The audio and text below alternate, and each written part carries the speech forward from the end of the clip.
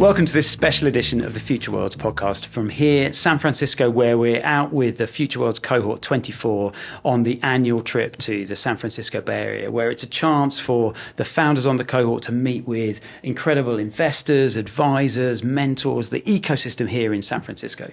And one of the people that we've had the privilege of meeting here this year is Southampton alumnus, Future Worlds startup alumnus, Maciej, who's been based here in San Francisco ever since flying the nest from Future World. So Maciej, perhaps you could just introduce yourself, tell us a bit about who you are and what you're doing here in San Francisco. Yeah, totally. Thank you so much for having me here. True pleasure. My name is Maciej, as Ben already said. So I started my journey in Southampton. Even before that, as I think many students can resonate with, I was doing some coding, building apps, software. So I was really passionate about building stuff.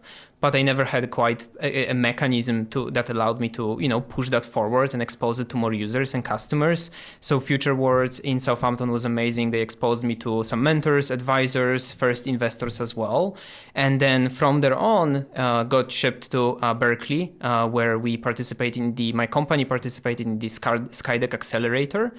And from there on, actually, the company didn't work out as planned. It happens very often in the startup world. You try, you fail, and you keep on going, you keep on executing. But I did meet amazing people, whether that's fellow founders, whether that's advisors, investors. And we just tried again. I met Raj, who's my current co-founder, and we joined forces, and I started building another company called Prophecy that's now doing significantly better. I don't want to say successful, but it's definitely getting there. And I've been working on that for the last 5 to 6 years. And so over those last 5 to 6 years, you were just sharing with the cohort just upstairs that Prophecy, you've raised, $60 million in funding so far. You're in this kind of rapid scaling phase. What is it that Prophecy does? Yeah, absolutely. So we are a low-code data transformation platform. Might not tell you that much from the beginning, but essentially what we do is the world is in starvation of data. As you know, every single company is trying to build their new latest AI models. Tesla is trying to build their self-driving cars, but every other company is trying to do that as well, right? Whether it's business analytics, whether it's AI, the right dashboards, the right reports, people need really high-quality data. Getting that data is actually hard, right? People are working with huge petabytes of data, working with very difficult to manage distributed systems. We're just making it easier. We're essentially providing a platform that's low-code, doesn't require you to actually know how Spark, coding, Python, etc. works, and just allows those companies to significantly faster build high-quality data pipelines to get to their end data products, right? And then with those data products, they can start building their features, AI models, BI reports. Because you've raised a lot of money already, so obviously doing, very well in your scaling. But how do you know? I mean, we get asked a lot by the founders, like literally talking to some of them this week about whether you want to raise in the US or how you know when's the right time. Should I just bootstrap and then I don't have to give away my equity? So how did you make that decision to go down that route? Yeah, definitely. Making that decision is not easy, right? And it's very specific to everyone. So not here making any advice to anyone, but our journey has definitely been focused on building something that's a little bit more deep tech, that required a lot of upfront investment into engineering. We're working with distributed systems, we're working with compilers, we're working with low-code products. It's actually not easy to build good UI and UX as well. So it does require you to have some upfront investment, right? And that's exactly the vehicle that the standard Silicon Valley venture firm were created for, right? It's you do need to have some bootstrap quick capital to be able to hire the right talent, build your product before you actually are serving it first to your customers. Though even before that capital, we of course already had some MVPs, right? And we're able to validate that fast as well. So it's not the only path that the founders can take, but it's definitely a very challenging but also a rewarding one if you can get it right long term. So in terms of finding the investors that were going to be the right ones for you, is that something that you got through the accelerator program or through your network? How do you know they're the right investors? Yeah, absolutely. So when coming into US, the Bay Area, there was absolutely no network that I had built previously, right? I was born in Poland. I immigrated to UK. That's where I studied. So maybe I had a little bit of network in UK, but I knew of no one in US.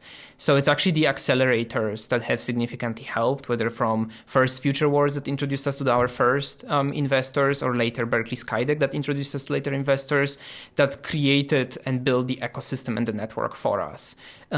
So even though, maybe we didn't raise immediately after the Berkeley, there's usually this expectation, right? That you're done with your batch, you're done with your cohort, you have to go and quickly raise your seed or Series A. Don't worry if you're not able to do that, right? And we weren't able to do that. I wasn't able to do that. But we've created an ecosystem and a network of investors that then we knew. And those are the investors that you come back to later, right? And once you have a beginning of a network, it's a little bit of a snowball effect. As long as you're building something interesting, the investors will connect you to investors, or the advisors will connect you to the advisors. And you realize that Silicon Valley is actually very small, right? And everyone kind of knows everyone as well. So as long as you're building the right thing in the right ecosystem, you'll be able to find the people to kind of invest in you and work with you.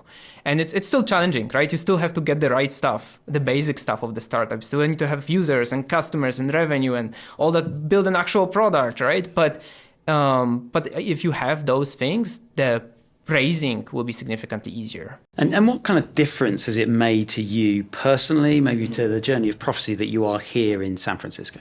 Yeah, I think, there's nothing wrong with trying to stay in Southampton or trying to stay in London, but it's about the size of the ecosystem that you're exposed to, right? And just by how maths and probability works, if there is, more people, more excited investors, more excited potential customers, it's just going to be easier for you to tap into that. And, it's one of the things that we were, I think, talking a little bit with the cohort about, right? The mindset is slightly different.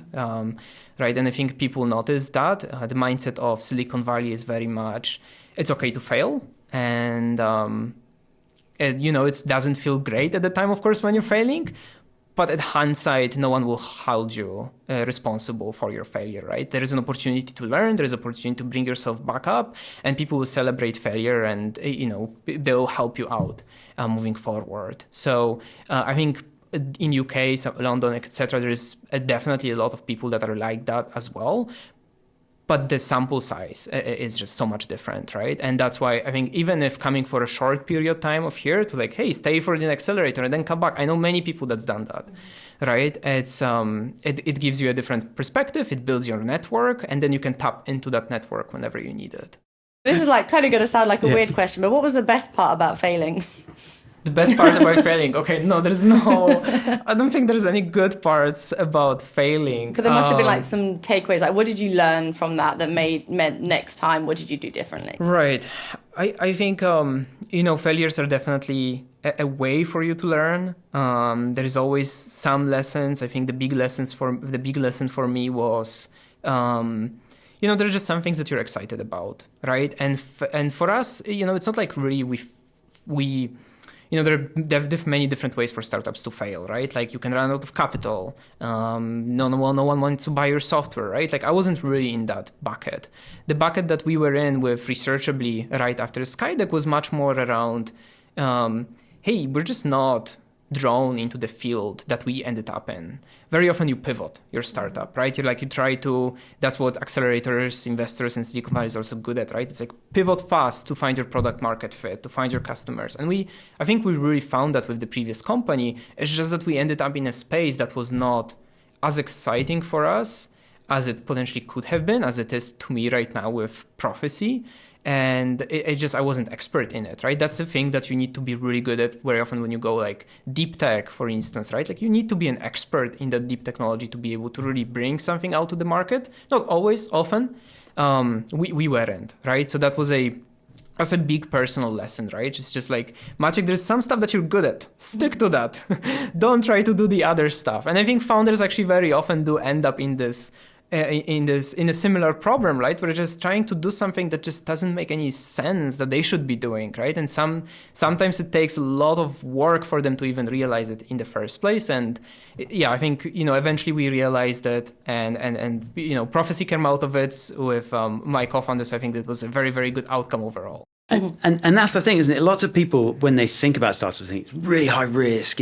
Most of them fail, and I think that holds a lot of people back. We see it a lot in the university, that people then hold themselves back. So if we were to see your first part of the journey as the startup failed, in inverted commas, but for you, talk about your two co-founders in Researchably. Well, you talk about the outcomes. Yes. What are some of the outcomes that you've seen from that first attempt at launching a startup? Yeah, I think everyone had a very successful journey afterwards. So it's not failure; it's learning fast, right? It's pivoting. It's going through this experience. You're right. Building a startup is a incredibly painful journey. Building a venture-funded company, even more so. It's not easy, and I would not recommend it to many people, to be frank, right? I know this is a podcast about startups. Like, don't say that. We should be encouraging people about that. I know, but at the same time, it is an incredibly painful journey. But it's also very exciting. It's also incredibly rewarding. And if it works, you have this opportunity to really change people's lives, right? And whether that was for my previous startup or for my current startup, there's a lot of people that get tremendous value out of our product. It's not just about, the pure dollars, the pure revenue, but people do get benefit out of it, right? And it's like, do you, out of university, do you want to continue your studies? Do you want to work for some company and be another software engineer, right? For me, the answer was no, I don't want to do that. I want to do something by myself. I want to have a high impact. And you realize that's actually possible, right? Despite, you have to fail a couple of times. That's fine. You will learn your lessons, but it's possible for you to do that. And so, so to your question, Ben, Mauro, Przemek were both the other co-founders. Mauro, now another Series B company, right? They're tremendously successful. All the best of luck to them. Przemek went into a slightly different trajectory, went back actually into the university, right? And then started working for some other companies, right? But the experience that we've all had was, just a tremendous learning opportunity that really skyrocketed our, careers moving forward. And you've shown exceptional determination and grit, like Researchably. Like when Mauro and Przemek went separate ways for 6 months, you carried on your own, really trying to get that over the line. Yes. You then move forward into Prophecy. That's taken years of effort. Mm-hmm. What is it that gives you, Maciej, that motivation, that drive to keep at that? That's the question I'm asking myself too. No, that's it. I'm just joking. I think it's really that change that you can create, right? I think there is just an opportunity I think that's why everyone, for the people that want to be founders, right? Is that the opportunity to do something bigger, to affect more people. It's like, do you want to be a cog in the machine, or do you want to build the machine, right? Do you want to have the machine affect other people, and hopefully in a very, very positive way as well? And I think and there is nothing wrong also with just, doing, your work. You can be an incredibly good, engineer working in Google. That's amazing, right? Google needs more engineers today that are really good. But if you do want to do something bigger with more impact, startup is an amazing mechanism for you to try that out. And there's always going to be everything else available to you still after. And, worst case, you'll just take a lot of lessons and you'll build up your network, and maybe you'll even find yourself better as a person afterwards, which I think was very much the case for me after the first startup. So where's Prophecy at now, and where are you headed? What's your sort of plan for the next few years? Sure, yeah. So I think there is a lot of exciting things happening at the moment in the market, and there is a lot of exciting opportunities for Prophecy. So as you said already, we had a tremendous opportunity to work with our customers. We have a lot of customers at this point that we're affecting with our product. Managed to raise Series B at the end of last year, which is amazing. I think it's more about the scale right now for us. So, at the beginning of a startup, you're usually very scrappy. You're trying to have a pirate ship. You're a band of, hackers with the pirate's flag flying above your head. At some point, if your company is hitting product market fit, if your company is having significant traction, you need to start thinking about scale, right? So it has to be much more about, okay, now you have to build a machinery around not just, one small product, but building really good high quality product fast, being able to move that product fast to market, being able to have an amazing marketing machinery around it. So it's for us very much about the scale right now and making the company scale to the demand that we have as well from the market and amazing customers that we have. You mentioned earlier on about the ecosystem here in San Francisco, and you mentioned mindset. And today the cohort has been meeting founders, been meeting investors, people in the ecosystem here, and experiencing that radically different mindset. Mm-hmm. How do you see the mindset here in Silicon Valley, and what difference has that made to you? Maybe how do you compare that to what you were used to in Poland, in the UK? Yeah, I think we touched upon that a little bit, right? So the mindset is it's very different, incredibly open. It's people are, one of the interesting things that I've learned that I've never quite realized are possible in UK or Poland is that you can just tap into networks and you can tap into people. You can build connections with people just by the sake of cold outreach, by just asking for help. It's absolutely fine to ask for help. People will actually be willing to help you out here.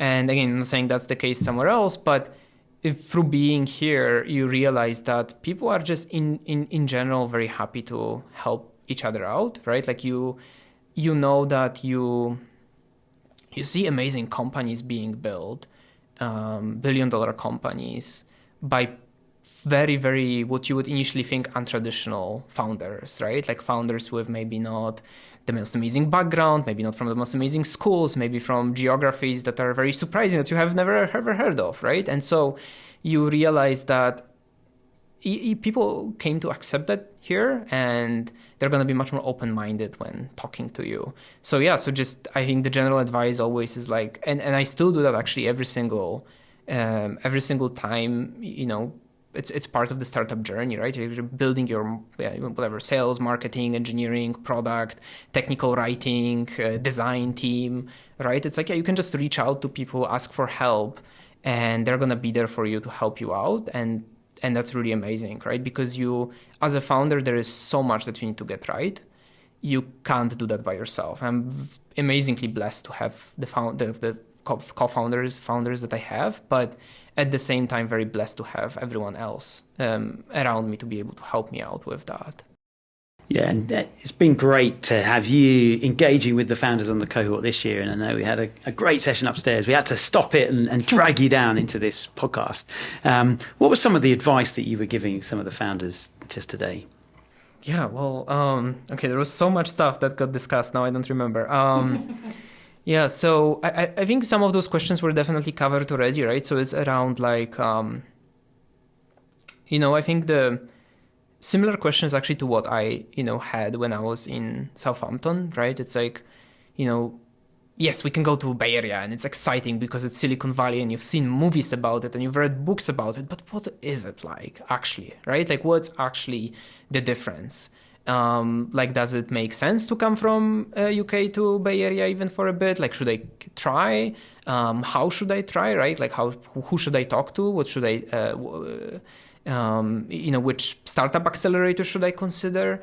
So I think those are just some very standard questions that every other person would have, starting from, Southampton, Future Worlds, and trying to expand their network, their horizons, their build up, their company. So yeah, those are some of the topics that we've discussed. I know something that I know a couple of the founders at the minute are sort of sole founders, and so they're asking about trying to find some co-founders. And I know You said you found yours on the accelerator program at Berkeley. Yeah. So how do you know when you found the one when it comes to a co-founder? Yeah, Raj is a amazing human being. We, and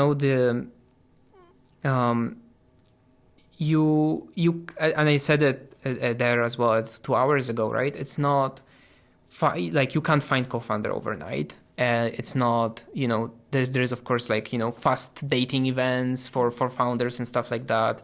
It's all great, but you do need to have built a certain relationship with your founders, and you need to put yourself in a place to be able to build that relationship, right? So that's what accelerators very often allow for, right? It's like for me as a person with absolutely no network, coming out of Southampton, you go into Berkeley and you're suddenly exposed to this huge network of individuals. Some of them are other founders, just like you, struggling with, building their company, going through the same problems, having the amazing ideas and working their asses off every single night to get their stuff done. And so you just get exposed to that. And it's, finding co-founder is very difficult, but you need to have that network to be able to find that right person. You need to put yourself in a place where there are other people that are just like you, right? And then you'll find the right person. So, yeah, I think some people would be afraid of potentially even going into accelerator, thinking that, hey, accelerator might not want to accept me if I'm a solo. We've had solo founders in our batch in Skydeck, right? YC has every single year some solo founders too, every single cohort of theirs, right? I'm not saying that like it's not definitely not recommended. It's more difficult not to have someone with you, but you need to expose yourself to that network. So I think that's definitely one piece of advice I would give to everyone. And if you think back just a few years, you were a student in ECS studying computer science. Mm-hmm. What would today's Maciej want to be saying to that Maciej there? I think just don't be afraid. Honestly, I think I've had a lot of I think people do have a lot of preconceptions in their mind about like, oh, this person's going to think this about you. This person's going to think that about you. No one cares in the grand scheme of things. But you as an individual, you need to grow fast, right? And if you want to build a company, like, it's going to be a long process, but like, to do it in your lifetime, you need to hurry up. There is a right market, there is a right opportunity, there is a right timing, just go for it. Don't be afraid of failure. Don't be afraid of talking to people. Don't be afraid of sharing your opinions. Don't be, just, get yourself exposed to this and just be yourself. And there is if you work yourself hard enough, there is a high chance that eventually you'll succeed. So much, it's been an incredible journey, and you talk about the acceleration that's happening. You've taken huge amounts of funding in, you've scaled Prophecy remarkably quickly already, and you're going to be going and tripling size again in the next push. What have been some of the highlights, the best bits of the journey, and what have been some of the toughest bits of that journey? Yeah, I think the highlights are actually, I think part of the challenge for us is that maybe we don't, or I personally don't celebrate, success enough, because there is always the next thing that you're chasing. And it's very often in a startup, right? Like you try to, you close your seed. What's next? Well, there is a next Series A, right? And your investors are already pushing you to think about from the Series B company perspective, right? And then when you're Series B, they're going to think from the Series C perspective. So there's always the next thing that you're trying to chase. But I think in general, it's just been a tremendously rewarding journey to be able to, meet the people that I had the opportunity to meet with, work with them, learn a lot from them. It's always a constant learning journey. And as startup grows larger, there's completely new challenges that you have to start facing. Some challenges are exactly the same, right? Like you still have to meet your revenue, or you still have to build a new product, but it's at a completely different scale. And that in itself brings a lot of new challenges. So it's been really rewarding to be able to work with people, to be able to go around, solve those challenges, right? And then just, being able to, see at the end of the day the customers get their experience that they wanted, is definitely the most rewarding part. I think I get this question a lot where people are like, hey, so does it get easier, right? As you grow larger? And I think some things do become somewhat easier, but but there is a lot of new challenges and there's a lot of new problems, and there is always the next thing that you're chasing. So, we're no longer, I no longer live in a basement. I used to live in a basement the first time when we moved into Berkeley Skydeck. So that's great. It's no longer a basement. But there is a completely new set of challenges, right? Like now you have to, work with executives in your customer companies, right? So it's very different. So yeah, it's just, I think the whole learning opportunity, the whole journey has been a tremendous, learning opportunity, and you get a lot of value out of it by itself. Okay, so like you said, you'd always been tinkering away with your coding even before you came to university, but you were sort of launching a startup while you were still doing your undergraduate degree, which is obviously very challenging. You were very young. So what kind of things should people that are in that position now be thinking about? What pieces of advice can you give them? Yeah, I think a lot of founders, and it was also us at the beginning, try to build a lot of the product, because going to market, before exposing themselves to customers, they're very often scared of that, right? So they're going to keep tinkering with the product until it's perfect. And then only once it's perfect, but it never will be perfect, they'll go to the customers, and then they realize that the customers was asking for something completely different, right? Like they've built an apple, the customer was asking for an orange. And they're going to be like, okay, great. So now we spent 3 years building something that made absolutely no sense. And so it's very often to the founders that are new, right, straight out of university, right? They maybe have not had like professional experience. They're just kind of finding the problems to solve by themselves, the idea. And that can be very successful. But for that to work, you have to iterate fast. You have to iterate very fast. And you have to iterate fast with the right users, with the right customers. You have to learn how to ask those customers to also pay you for your product, right? And don't be afraid to ask that, because that will only tell you if it's valuable then enough, right? Otherwise, people sometimes will spend their time with you. Turns out it's actually absolutely of no use to them or to you, right? So just iterate as fast as possible. And I think the general ecosystem really allows for that, right? Like it's so easy to publish your app in the App Store. Just throw your website out there. It doesn't have to quite work. It can be, half fake button, but see if people are interested in this idea, validate it as soon as possible, get as much data as you can. Founders are always very data starved, and they'll never have enough data, of course, for their company to truly work, because if there was enough data, it means that, someone would already have done it probably by that time. But you do need to have some more validation than just an idea in your head, especially again if you haven't done it already, right? If you have not come with a background that exposed you to that idea before. It's so easy to fall into that trap, isn't it? Just sit in your room, coding away, building your product, because you know what needs to be happening, and as just not talking. Yeah, as engineers, we really like that, right? Like engineers love to build. And sometimes they need to ask themselves, who are they building for? And it might be not themselves, right? So totally. And I was absolutely there as well, right? It's like very easy to build stuff for myself. But it's just not the right thing, right? Like if you want to have an idea that changes other people's lives and not necessarily just yours, you do have to expose it to other people as soon as you can. I'm so glad you said all that, because it's literally what we tell founders all the time. So maybe if they hear it from someone else, they might start listening. Maybe I have to find some more interesting piece of advice then. No, absolutely not. It's like the core. And I think that's why it's so important and great to hear it firsthand from a founder that's gone through it. So Maciej, if there was one thing that has surprised you most about coming to this incredible place, San Francisco, what surprised you most about here? Did you want the positive thing though, or a negative thing? Well, I think that I've said so many different positives, right? So the network that's there, the ecosystem, the founders, the amount of advice and money that's here, right? Like all of that is amazing. But at the end of the day, it's a place like any other, right? Like you do in the first 6 months of being in Skydeck, we spend most of the time in the accelerator in our apartment, right? So it's like the back and forth trip from the accelerator to the apartment building, and that's great. But you realize that it's this is a place like any other, and a place like any other has some advantages and disadvantages, but it's really your work that will and whether you leverage the ecosystem. That's what really matters, right? So the ecosystem is here. The bad, you still need to work for that to work out, right? So I guess maybe that's one way of putting it. So thank you for watching our podcast today, and thank you, Maciej, for joining us on our special edition Silicon Valley episode. It's been such a pleasure having you.